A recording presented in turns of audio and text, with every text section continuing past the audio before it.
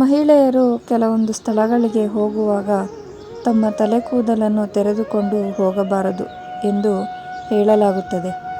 ಮಹಿಳೆಯರು ಯಾವ ಸ್ಥಳಗಳಿಗೆ ಹೋಗುವಾಗ ತಮ್ಮ ತಲೆ ಕೂದಲನ್ನು ತೆರೆದುಕೊಂಡು ಅಥವಾ ಬಿಟ್ಟುಕೊಂಡು ಹೋಗಬಾರದು?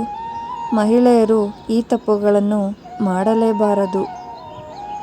ಹಿಂದೂ ಧರ್ಮದಲ್ಲಿ ಮಹಿಳೆಯರು ತಲೆ ಕೂದಲನ್ನು ಬಿಟ್ಟುಕೊಂಡು ಓಡಾಡುವುದನ್ನು ಅಶುಭವೆಂದು ಹೇಳಲಾಗುತ್ತದೆ. ಮಹಿಳೆಯರು ಇಂತಹ ಸ್ಥಳಗಳಿಗೆ ಕೂದಲು ತೆರೆದುಕೊಂಡು ಅಥವಾ ಬಿಟ್ಟುಕೊಂಡು ಹೋಗುವುದರಿಂದ ಅವರು ನಕಾರಾತ್ಮಕ ಶಕ್ತಿಗಳಿಗೆ ಬೇಗನೆ ಒಳಗಾಗುತ್ತಾರೆ. ಮಹಿಳೆಯರು ಕೂದಲು ತೆರೆದುಕೊಂಡು ಯಾವ 5 ಸ್ಥಳಗಳಿಗೆ ಹೋಗಬಾರದು? ದೊಡ್ಡ ಮರದ ಬಳಿ. ಮಹಿಳೆಯರು ತಮ್ಮ ತಲೆ ಕೂದಲನ್ನು ಬಿಟ್ಟುಕೊಂಡು ಅಥವಾ ತೆರೆದುಕೊಂಡು ಯಾವುದೇ ರೀತಿಯಾದ ಬೇವಿನ ಮರ ಅಥವಾ ಆಲದ ಮರದಂತಹ ದೊಡ್ಡ ಮರಗಳ ಕೆಳಗೆ ಹೋಗಬಾರದು. ಹಾಗೂ ಕೆಟ್ಟ ಗಾಳಿಗಳು ಅವರನ್ನು ಸಮಸ್ಯೆಗಳ ಸುಳಿಯಲ್ಲಿ ಸಿಲುಕುವಂತೆ ಮಾಡುತ್ತದೆ. ಅದರಲ್ಲೂ ಕೆಲವೊಂದು ಸ್ಥಳಗಳಲ್ಲಿ ನಕಾರಾತ್ಮಕ ಶಕ್ತಿಗಳ ಪ್ರಭಾವ ಅತ್ಯಂತ ಪ್ರಬಲವಾಗಿರುತ್ತದೆ. ಏಕೆಂದರೆ ಈ ರೀತಿ ಹರಡಿಕೊಂಡಿರುವ ಮರಗಳಲ್ಲಿ ನಕಾರಾತ್ಮಕ ಶಕ್ತಿಗಳ ಪ್ರಭಾವ ಹೆಚ್ಚಾಗಿರುತ್ತದೆ ಎಂದು ಹೇಳಲಾಗಿದೆ.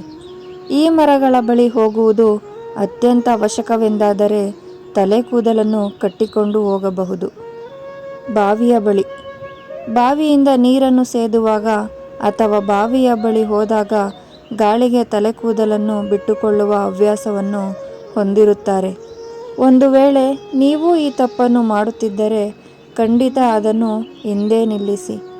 ಸಾಮಾನ್ಯವಾಗಿ ಅನೇಕ ಜನರು ಬಾವಿಗೆ ಹಾರಿ ಅಥವಾ ಬಾವಿಯ ಮೆಟ್ಟಿಲುಗಳ ಮೇಲಿಂದ ಬಿದ್ದು ಪ್ರಾಣವನ್ನು ಕಳೆದುಕೊಂಡಿರುತ್ತಾರೆ.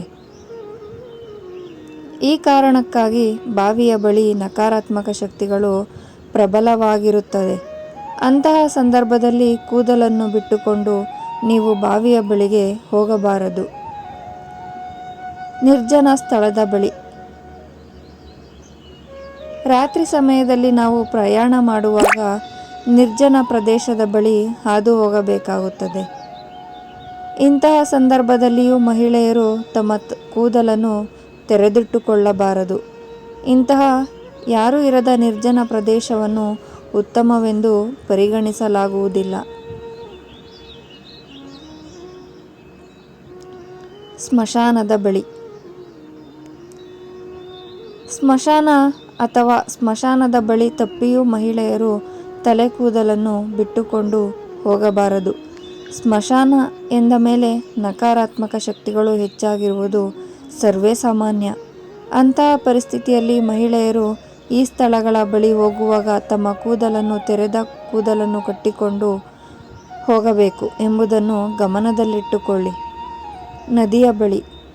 ಎಲ್ಲಿಯಾದರೂ ನೀವು ರಾತ್ರಿ ಸಮಯದಲ್ಲಿ ನದಿಗಳ ಬಳಿ ಹಾದು ಹೋಗುವಾಗ ಅಥವಾ ನದಿಗಳ ಬಳಿ ಕುಳಿತುಕೊಳ್ಳಲು ಹೋದಾಗ ಕೂದಲನ್ನು ಬಿಚ್ಚಿಟ್ಟುಕೊಂಡು ಹೋಗಬಾರದು.